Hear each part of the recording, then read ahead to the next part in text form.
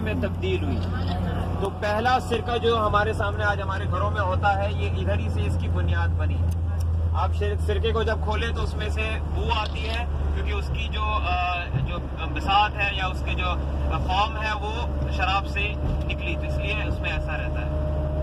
اب میں آپ کو یہ جو جگہ جس میں ہم لوگ چل رہے ہیں یہ رائٹ میں اور لیفٹ میں سیدھے ہاتھ اور الٹے ہاتھ میں, اس کے بارے میں بتا دوں. یہ ساری جگہ جو تھی یہ یہودیوں کی جگہ تھی. رسول اکرم صلی اللہ علیہ وسلم کے وقت میں یہاں پہ زیادہ تر یہودی رہا کرتے تھے, اور یہ یہودیوں سے متشابہ اس لیے بھی ہے کہ میں آپ کو آگے اس کی تفسیرات بتانے شروع کروں گا.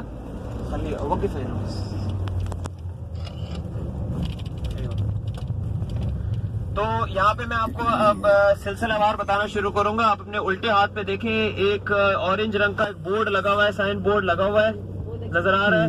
یہ کیا نام ہے, ٹھیک ہے, اس میں یہ بیر غرض ہے, اور یہ سفید رنگ کا جو ہے نا یہ باؤنڈری وال بنی ہوئی ہے. اس کے اندر ایک کنواں ہے, اس کنویں کا نام ہے بیر غرض. بیر غرض یہ وہ کنواں ہے کہ جس میں رسول اللہ صلی اللہ علیہ وسلم نے اپنے وقت میں ہی امام علی علیہ السلام کو بول دیا تھا, اور حضرت سیدنا عباس ابن عبد المطلب کو, کہ میرے وصال کا اور غسل کا پانی جو ہے وہ ادھر سے استعمال کیا جائے. اور اس کے پیچھے جو آپ یہ مطلب یہ آپ دیکھ رہے ہیں ایک باغ بنا ہوا ہے, پیچھے باغ جو ہے یہ باغ شمون کہلاتا ہے. شمون ایک یہودی تھا, جیسے کہ میں نے کہا کہ یہودیوں کا علاقہ تھا. یہ شمون کا باغ تھا. امام علی علیہ السلام اس میں نوکری کیا کرتے تھے. امام علی علیہ السلام شادی کے بعد 25 سال کی عمر میں انہوں نے ذمہ داری جب آئی تو انہوں نے یہاں پہ نوکری کرنی شروع کی. تو اس میں کھجور کے باغات جو ہیں یہ سب ان کے ہاتھ کے خود کے لگے ہوئے. اندر جو کنواں ہے وہ بھی انہی کا کھودا ہوا ہے. اور ابھی آپ پھر سے الٹے ہاتھ کی طرف دیکھیں گے ایک زیارت اور آ رہی ہے.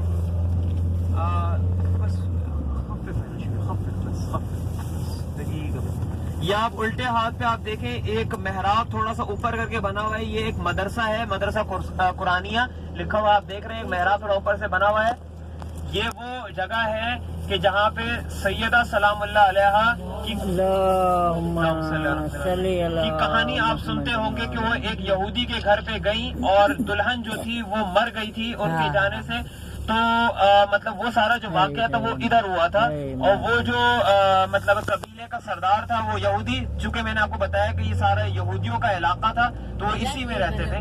تو وہ جو ساری جو تفسیر ہے اس کی وہ کہانی کی وہ آپ سب جانتے ہیں. تو ہم لوگ اب آگے کی طرف بڑھتے ہیں, کیونکہ میرا مقصد یہ ہے کہ میں آپ کو وہ جگہیں دکھاؤں جہاں پہ وہ سارے واقعات ہوئے تھے.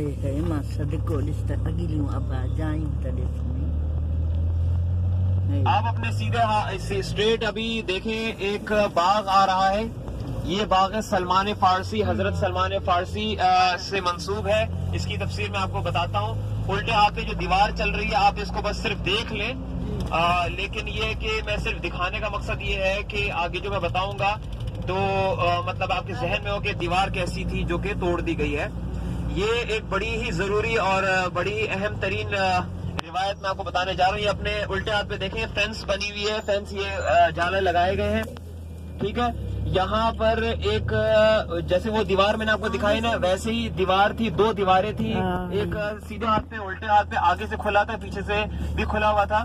امام زین العابدین علیہ السلام نے کربلا سے اور شام سے لوٹنے کے بعد اس جگہ پر 2 روایتیں ملتی ہیں, 35 سال اور 40 سال اپنے بابا کے غم میں گزارا. یہ وہ جگہ تھی کہ جس کو میں نے اپنی زندگی میں دیکھا, اپنے بچپن میں بھی دیکھا, اور اس جگہ پہ بڑی ڈھارس ملتی تھی, اور اس جگہ پہ آ کے بہت سکون حاصل ہوتا تھا.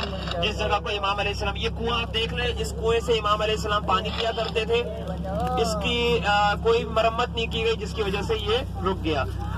یہ اپنے الٹے ہاتھ پہ یہ باغ دیکھ رہے ہیں, یہ باغ سلمان فارسی ہے. باغ سلمان فارسی کی روایت کچھ یہ ہے کہ یہ ایک یہودی کا باغ تھا, جیسے کہ میں نے کہا کہ سارا یہودیوں کا علاقہ تھا یہ. تو یہ یہودی کا باغ تھا. امام حضرت سلمان فارسی ادھر جو تھے وہ خدمات کرتے تھے, یہاں پہ کام کرتے تھے, نوکری کرتے تھے. تو ایک دفعہ ان کو خبر ملی کہ رسول اللہ صلی اللہ علیہ وآلہ وسلم مکہ سے یہاں آ گئے ہیں, کیونکہ وہ یہاں مدینے آئے تھے فارس سے, یعنی ایران سے وہ یہاں آئے تھے رسول اللہ صلی اللہ علیہ وآلہ وسلم کی خدمت میں. جب رسول اللہ صلی اللہ علیہ وسلم کے آمد کی جب خبر ملی تو انہوں نے جا کے رسول اللہ سے ملا، لیکن رسول اللہ نے یہ کہا ان سے کہ آپ میری خدمت میں اس وقت آ سکتے ہیں کہ جب آپ کا مالک آپ کو چھوڑے، کیونکہ اس زمانے میں ہوتا یہ تھا کہ آج بھی ویسے ہی ہے کہ مالک چھوڑتا تھا تو پھر وہ جو ہے نا غلامی والا سلسلہ تھا، جس پہ وہ جو ہے انہوں نے کہا کہ پہلے وہ چھوڑے تب جا کے آپ ہمارے پاس آئیں گے۔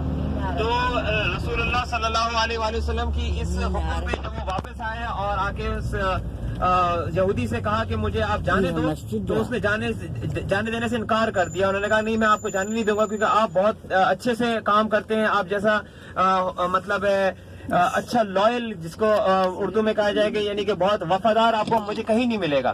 لہذا رسول اللہ صلی اللہ علیہ وسلم پھر واپس اس سے یہودی سے ملنے آئے اور کہا کہ مجھے یہ کیا تم چاہتے ہو، مجھے بتاؤ کہ تمہارے کیا اس میں کیا اس کی اجرت چاہتے ہو یا کوئی خدمت چاہتے ہو، مجھے وہ بتاؤ۔ اس نے 40 درخت لگانے کا کہا کہ 40 درخت آپ بیج سے لگائیں، جب وہ بڑے ہو جائیں گے تب جا کے میں ان کو جانے دوں گا۔ تو رسول اللہ صلی اللہ علیہ وسلم نے کہا کہ آپ کیسے درخت چاہتے ہو، کچھ اور بھی تمہاری ڈیمانڈ ہے؟ تو اس نے کہا کہ ہاں، ایک ڈیمانڈ اور ہے کہ میں چاہتا ہوں کہ لال رنگ کے کھجور ہو، لال رنگ کی کھجور۔ اس وقت عرب کا دستور نہیں تھا کہ لال کلر کی کھجور ہو، یہ اب شروع ہو گیا ہے، پہلے اجوا یہاں پہ ہوتی تھی جو کہ کالے رنگ کی چھوٹی سی ہے۔ تو